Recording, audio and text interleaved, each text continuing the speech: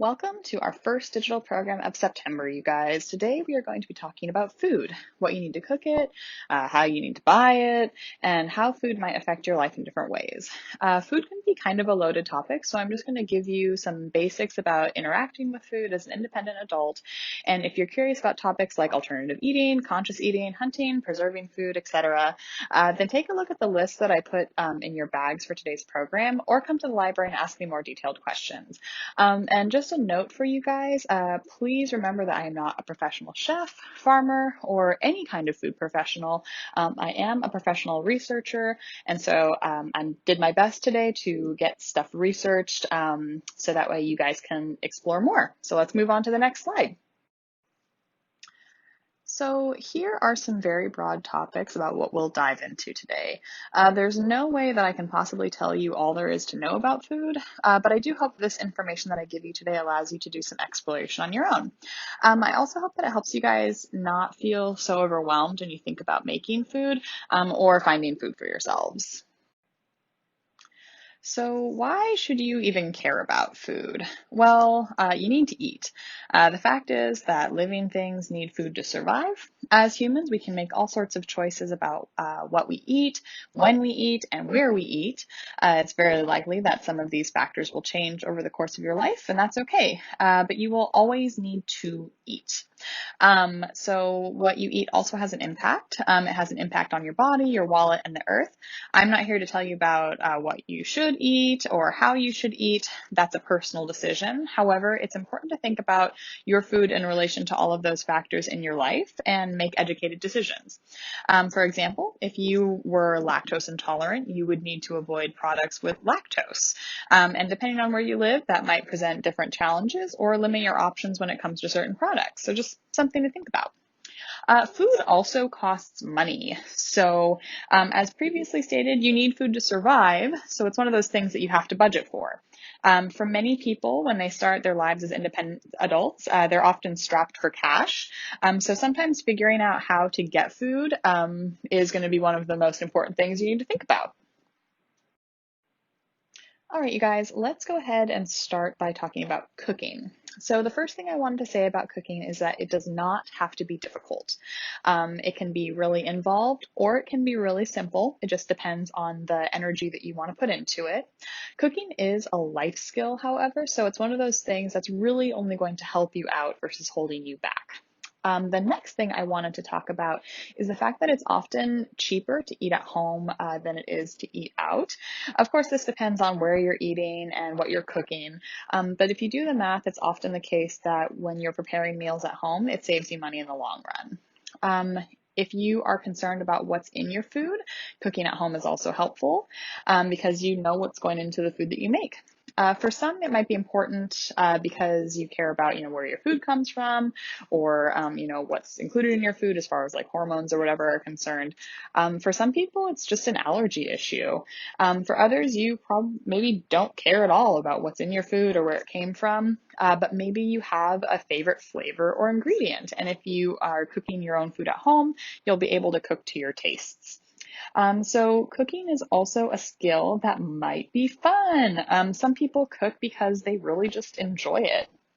Maybe you'll discover that you love to do a certain kind of cooking, like barbecuing or baking. Maybe you'll learn to do something crazy cool, like bake bread or pickle vegetables. I'm just saying, it could be really fun and you could really learn to enjoy it. All right, let's move on to some basics for cooking. For the sake of simplicity, I'm just going to assume that you will all be doing your cooking in a full kitchen. At the end of the presentation, I will have a slide about food in places like dorms or apartments without a full kitchen, but for now, let's just pretend that you'll all be cooking in an actual kitchen. To cook, you will also be needing cooking utensils. These are the physical tools that you'll need to be able to prepare your food. Something that's also important is being safe while you're cooking. You also need ingredients, which include not only like the meat, dairy, veggies, and fruit, but also things like spices, flour, those sorts of things. You also have to know what you're cooking, which is where the recipe comes in handy. This will explain not only what you need to make the dish, but also the step-by-step instructions for how to cook the food. And then last but not least, you'll need a place to store your leftovers, if you have any. All right, so let's look at some cooking utensils. This is where it can start to feel a little bit overwhelming because there are a lot of things that are in a kitchen. So let's just start off simple. Do you have a plate? Do you have utensils for eating your food? Do you have a cup to drink from? That's going to be step one of making sure that your kitchen is ready for you to go. When it comes to other utensils that you need, I have a list here on this slide about just really common things that you will need as you're preparing things. And some of the things that are a little bit more obscure, we are actually going to talk about in the next slide. But just go ahead and take a minute, look and see which of these things you're familiar with and which of these things you have no idea what they are. So when I was learning to put together my own kitchen, I had the basics down as far as like having a skillet and a pasta pot and mixing bowls and a cookie tray. But it was really the cutlery and utensils that were mysterious to me, and I learned over time which ones were really useful and which ones I was misusing. So let's go ahead and look at the slide and look at the chopping knives first. So ideally, you will have different knives for different needs, like a specific knife for preparing meat, another that you'll use to chop vegetables. Using knives for their intended purpose is really the safest way to cook, but good knives can also be expensive. This is one thing that would be really great to ask relatives if they have any knives that they're willing to part with, rather than you having to buy your own. I know it sounds kind of weird, but I'm sure that you have plenty of relatives who actually have like extra knives lying around their house that they would be willing to give to you. Also, make sure you keep your knives sharp. It's actually more dangerous to use a dull knife than sharp ones. If you don't keep your knives sharp, you might as well be doing things like cutting your, potatoes with a butter knife, which is really difficult. I would not recommend. The next photo is a ladle, which is used for serving liquids like soup. You can definitely get by without a ladle, but they really make life much easier, and you will get less injuries if you have one, especially if you're cooking some stuff in crock pots a lot. Full disclosure though, I did not buy my first ladle until I was like 25. The next thing that's pictured is a wooden spoon, which you are probably familiar with. It's great for stirring. Obviously, it's a spoon, but it's also great for serving food, especially food like rice or cooked vegetables. Wood is a great thing because it doesn't conduct heat, so you can actually stir hot food without it heating up the utensil that you're using in the process. Buying one with a longer handle will also help keep you from burning yourself, not just with the contents of your pan, but also with like the oil, and steam can also burn you. Plus, wooden spoons are super cheap. The last utensil you've probably seen before, it's called a spatula. Some people call it a turner or a pancake flipper or pancake turner. It's a spatula as well. The thing that you scrape a bowl with, like if you're scraping cake batter, is also called a spatula, specifically a rubber spatula. Anyway, the spatula pictured here is useful for cooking all sorts of things like eggs, pancakes, quesadillas, grilled cheese, hamburgers, etc. Okay, so our next slide, basic cooking and food safety, is going to be probably our longest slide, so buckle up, you guys. Cooking can be great and it can be really fun. However, it can also be dangerous. So let's go ahead and start with the hot surfaces. I'm sure that all of you are well aware that stoves and ovens are hot and can burn you. But also remember that your pots, pans, and trays will also get hot. So when I cook at home, I actually use cast iron skillets at my house, and I can't tell you how many times I've bumped the handle that is also cast iron and burned myself. So it's just good to always be aware, especially as you're like getting into the groove of cooking. Any metal utensils that are left in a hot pan or pot will conduct heat and will burn you if you touch it. That's science. Another type of burn that you might get, but you might not think of, is a steam burn, which can actually be pretty nasty. Um, so when you are cooking something like soup or pasta and you lift the lid, hot steam is going to rise out of the pot, so watch out. Don't use your bare hand to lift the lid or put your face directly over the top of the pot. That is not recommended. You will like burn your eyes with steam and your face with steam. Get an oven mitt.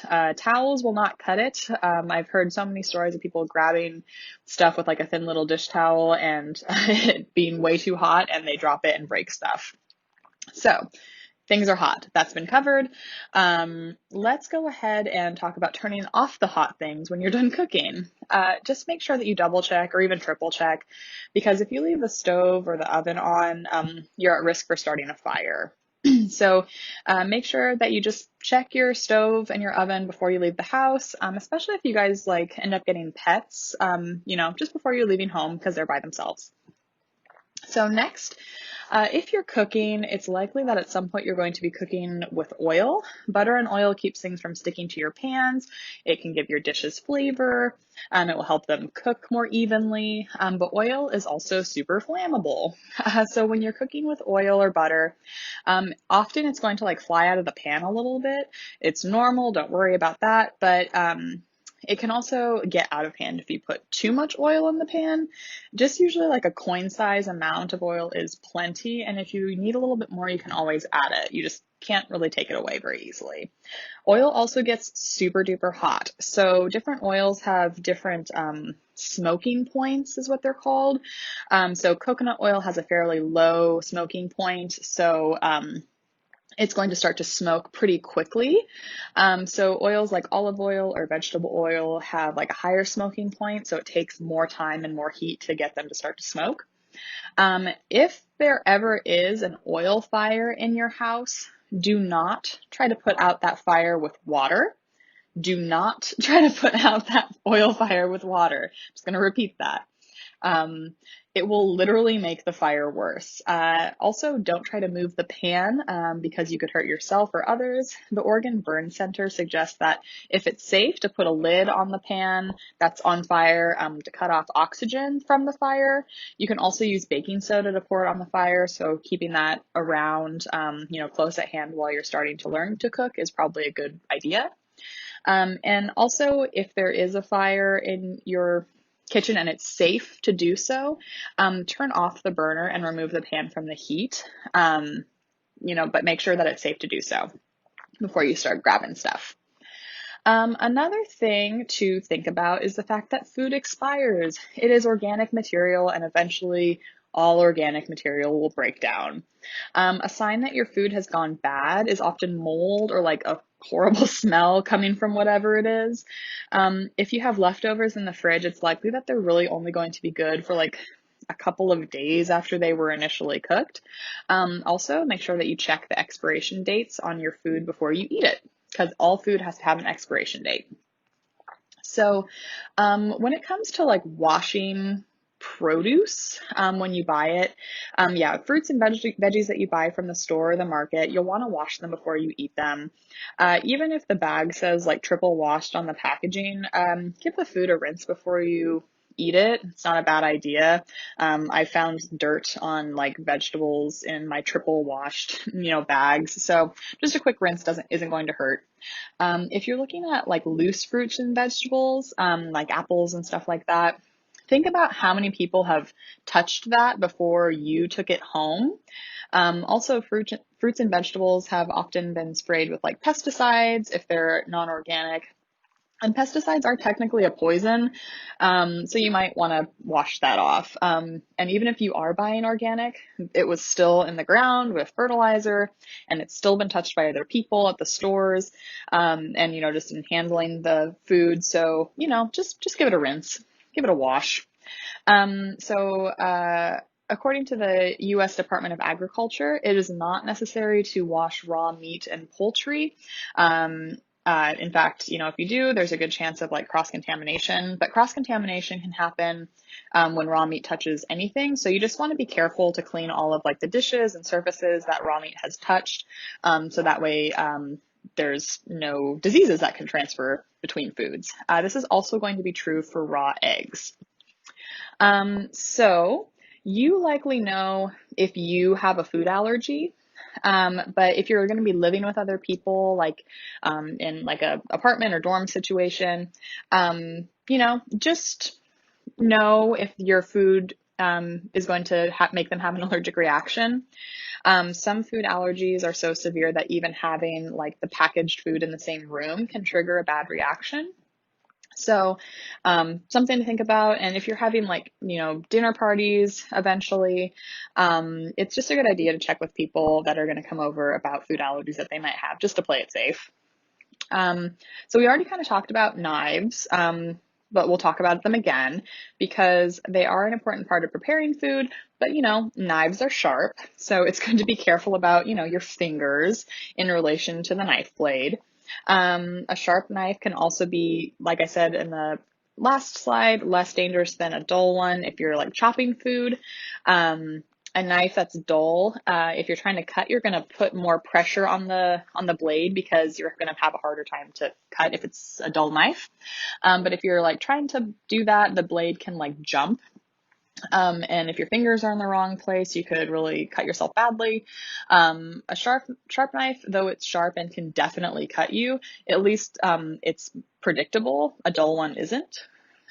So yeah, speaking of sharp things, sticking your hand in running blenders or food processors is a really bad idea. Do not do that. You might laugh that I'm even mentioning this, but I know so many people who have stuck their hands in a running blender or food processor, and it's just a really bad idea. You should not do it. If you need to like scrape the side of your blender or food processor, just turn it off first and then take care of that. So, when you guys are cooking, you will need ingredients. So the kind of basics of ingredients are produce, proteins, dairies, oils and fats, and spices. Some recipes that you cook with are going to be really involved as far as the ingredient list is concerned, and some will be really short. It just depends on what you're making. You'll find that some things will be a staple in your household, others won't. So depends on your tastes and what you guys usually cook that you'll start to determine what you kind of always have in the house and what you don't. I would recommend doing a little bit of meal prepping while you're making your grocery list. So that way you know like everything that you need to buy, you'll know all the things you already have before you guys even start cooking. It's also important to think about how long different foods will last in your refrigerator or your cupboard. On average, Americans throw away nearly 40 million tons of food every year, which is actually about 219 pounds per person. So planning ahead can help you reduce the food waste that you produce, but it can also save you money because if you're spending money on food that you're just going to end up throwing away without eating, that money really starts to add up. Recipes. It is very likely that when you guys start cooking, you're going to be following a recipe. One thing that I really wanted to stress to you guys is that cooking doesn't have to be very involved. If you picked up your packet for today's program, you'll see that there were two recipes included in there. One I found from a food blog, which is the macaroni and cheese one. And one is something that I actually make at home that I just adapted from other recipes and kind of made into my own. But both of the recipes are pretty simple once you actually get into the cooking. I personally visit food blogs like all the time to get my recipes for cooking at home. And often I'll revisit them. Typically, I have like 10 favorite recipes that I kind of cycle through over the course of a couple weeks. But if I'm feeling fancy, then I might try out a new recipe like on a weekend when I have some more time to experiment. Cookbooks are a really fun option, especially if you want to explore a specific kind of food.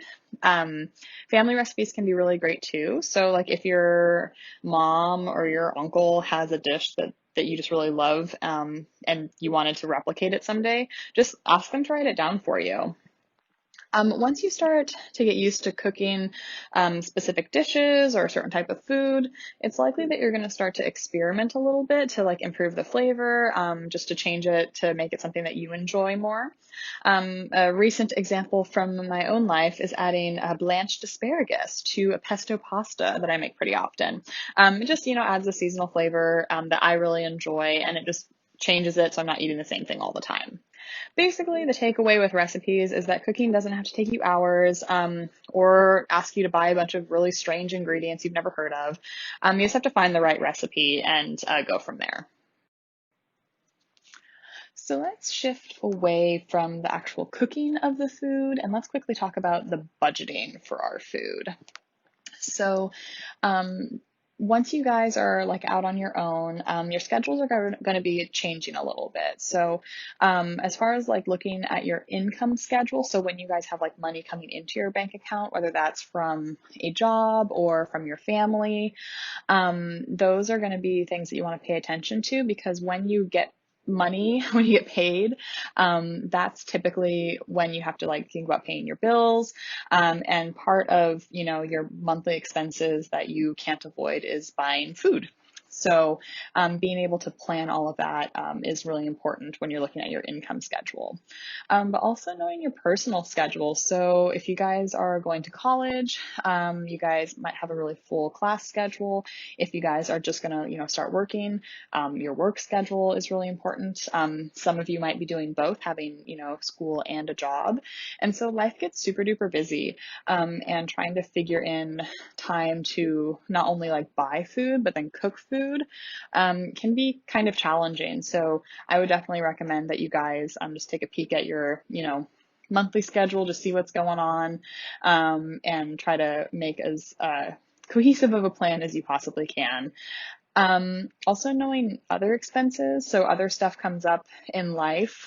So just be aware that things happen, stuff comes up, and so having a little bit of extra money saved to take care of those is really important. But food is also really important, so just to have a plan for all of that.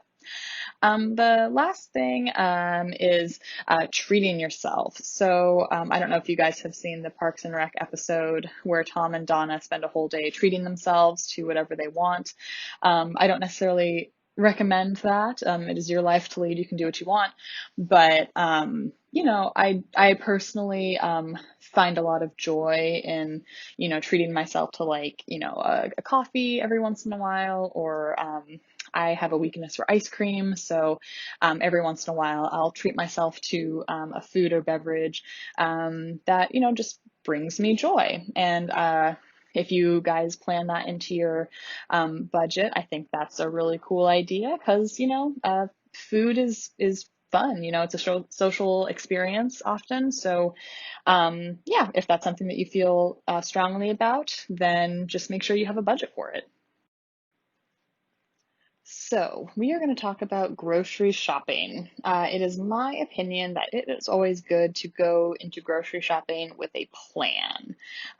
So, part of this plan is making a list. It's very easy when you are in the grocery store and you're hungry and you don't really have a shopping list that you can just like buy a bunch of stuff that you're craving in the moment, but not necessarily stuff that you're going to need to make food for yourself for that week or that month or whatever. So making a list is great. Checking your supplies before you go is very helpful for making a list, especially if you guys are going to go the way of the meal plan. So when you guys are prepping your meals for your whole week or whatever, just knowing what you have, what you need, and maybe what you are running kind of low on and can look at getting some more just in case you run out. So another thing to think about when you're shopping, especially as like a newly independent adult, is like how you're going to get to the store and how you're going to get home. If you guys have a car, that's great. That gives you a lot of flexibility. However, a lot of people start their adulthood without a car. So if you guys are, taking public transit, or if you guys are walking or biking to the store, that's great and is totally doable, but it is going to limit how much you can buy because you can only carry so much. So if you look at this picture, this guy is like shoving like milk and baguettes and stuff into his jacket. That can be a real struggle when you are trying to shove everything that you buy into like various pockets on your body.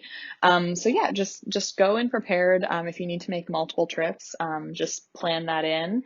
That way you guys are aren't, packing yourselves so full that when you're trying to like walk or bike home, you like crash and drop a bunch of stuff, because that has definitely happened before. So let's talk really quickly about farming and food production. So where you live might affect your food. Here in the Willamette Valley, we actually have a lot of access to food. Not only do we have a lot of food producers in the state of Oregon. Also, our neighbor to the south, California, is the #1 agricultural state in the country. So we just have a lot of access. I used to live in the Midwest, and I lived in a state that was landlocked. And for example, we couldn't get a lot of fresh fish. And here in Oregon, we can because we live right next to the ocean. So that's exciting. So not only like where you live as far as like your state is concerned, but also like, do you live in a city? Do you live in a suburb? Do you live in a rural area? What does your transportation situation look like? All of these come into play when you're thinking about like getting your food as well. Some of you might care about how your food affects the environment, how the production of your food affects the environment. Food production does require a lot of things like water and land and being able to pack and ship things. Sometimes chemicals come into play. So yeah, for some, knowing what goes into producing the food they eat is really important, and for others, it really isn't. But it's basically just a really complicated world in the world of food production. And if you are interested in knowing a little bit more about that topic, there are a lot of resources out there, and I'll include some of them in our resources slide at the end of the slideshow. One thing to think about visiting is farmers markets. So we are fortunate enough to have farmers markets in our area, not only like in Veneta, but Eugene has a really large farmers market as well. So yeah, if you are interested in getting like locally sourced seasonal food that's produced by people that live in the area, that's a really great way to do it. And it's pretty fun to go to farmers markets too. So if you guys are ever eligible for like SNAP benefits, that's going to be like food stamp sort of stuff. There's actually a support program that allows you to get extra produce at farmers markets. So that's just something to kind of keep in the back of your mind if you ever need it. If you guys are fortunate enough to be able to like have your own garden, that's a great option for like growing your own food. However, you will need like space and time and the correct conditions for growing certain fruits and vegetables. So yeah, if gardening is something that you're interested in, totally cool. If you don't have the space, you can always try like container gardens, or looking into like being a part of a community garden that's nearby if you have that option. Maybe you guys can even start a community garden. Who knows? But gardening is one way that you guys can produce your own food, which is pretty cool. If you guys are into like hunting or fishing, that's another really, kind of cool way that you guys can get your own meat supply that can last you for quite a long time. There are different ways for like storing it. You can freeze it or smoke it, like make it into jerky. And yeah, you can also substitute it for meat that you would normally buy from the store, which is an interesting way to save money. And it's a hobby that a lot of people really enjoy. All right, guys. So tips and tricks of food purchasing. So something to think about when you guys are, looking for ways to save money when you are buying food. Coupons. So I know you guys might be thinking like, do I have to like get the paper and cut out coupons and like take my little like wad of paper into the stores with me?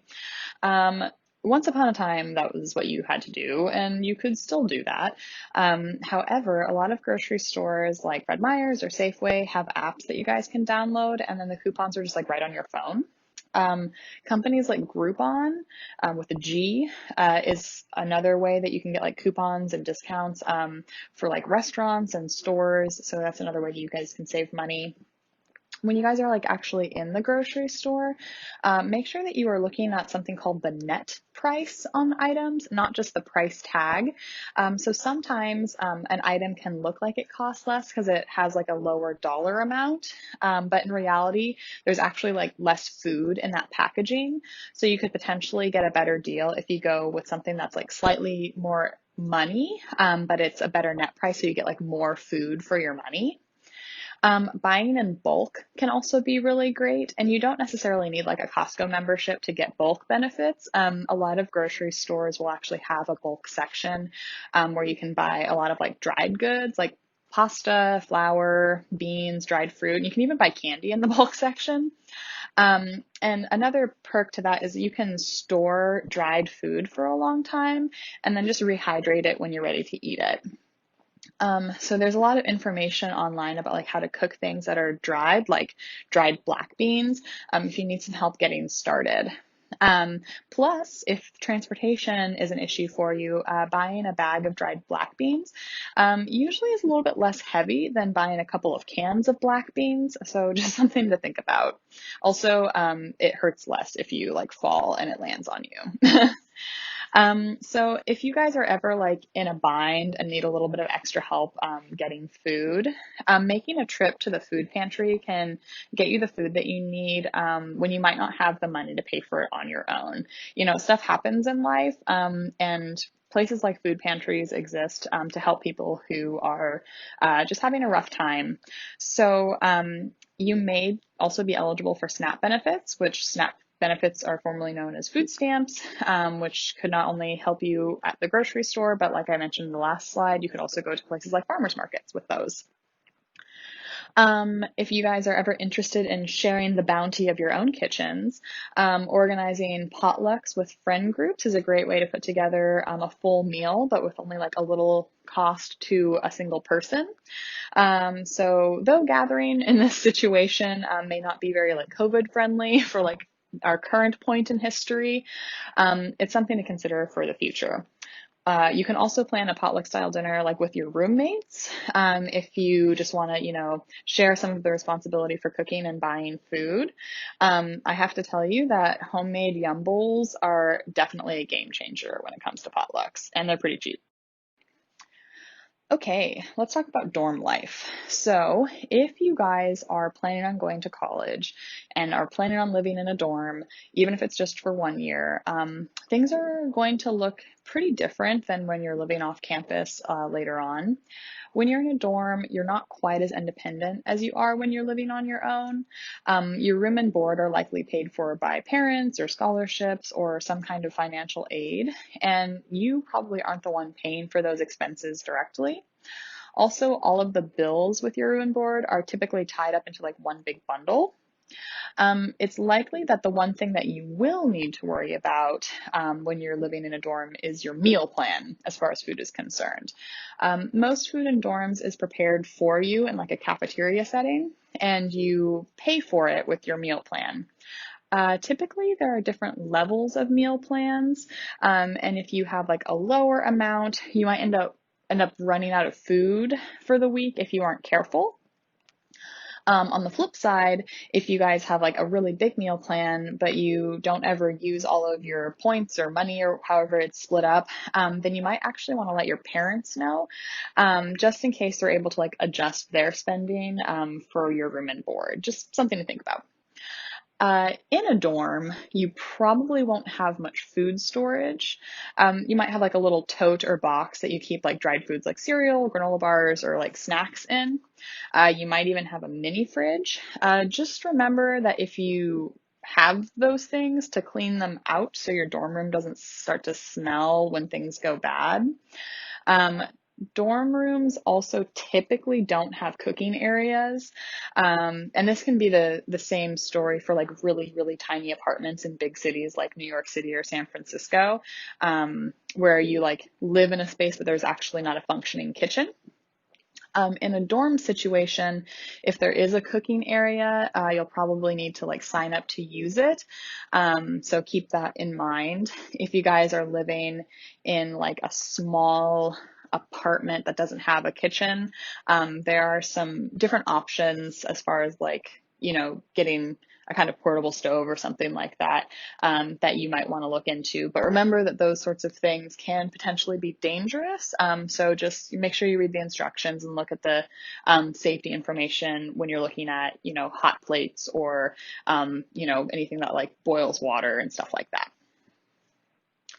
Okay, you guys. So here are some of the resources that I talked about today or cited as far as like finding information. Some of them are like with health and safety, like the Oregon Burn Center and the US Department of Agriculture. Some of them are more like how to get food, like Oregon Food Resources or SNAP at the farmers market. And some of them are just like good information to know, like the Oregon Department of Fish and Game. That way when you can get your fishing license or hunting license, depending on the time of year, and also how much that would cost for you guys. So I will put links to these different sites in the video description so you can take a look for yourself if you're curious. If you're curious about, cooking at home, there are definitely cookbooks here at the library. I also have included a list of books about food and like the pack that you would have picked up for this week. But again, we have so many books about food, cooking, and farming, all that stuff at the library. So if you ever are wanting to explore a little bit more, the library is a great place to start. Okay, you guys, we made it to the end. Thanks so much for joining me today, learning about food and cooking and a bunch of stuff having to do with those two things. Next week, our program is currently scheduled to be an in-person coloring hour at the skate park in Veneta. However, that is subject to change based on some of the safety concerns that we have right now concerning like fires and air quality. So just, keep your eyes peeled. I might need to change that or cancel it. And if I do need to cancel it, I apologize in advance because I was really looking forward to hanging out with you guys. If you guys are not interested in coloring at the skate park, you guys don't have to, but if we're able to, it'd be a nice opportunity to hang out while social distancing. Please make sure that you bring a mask to wear. If you guys forget your mask, I will have some extras with me, so you guys can still come if you forgot your mask. I have one. So yeah, we will be meeting at the Veneta Skate Park from 3:30 to 4:30 on September 17th. And there's no kit for next week, so I hope you guys stay safe, stay well, and yeah, hopefully I'll see you next week. Thanks so much.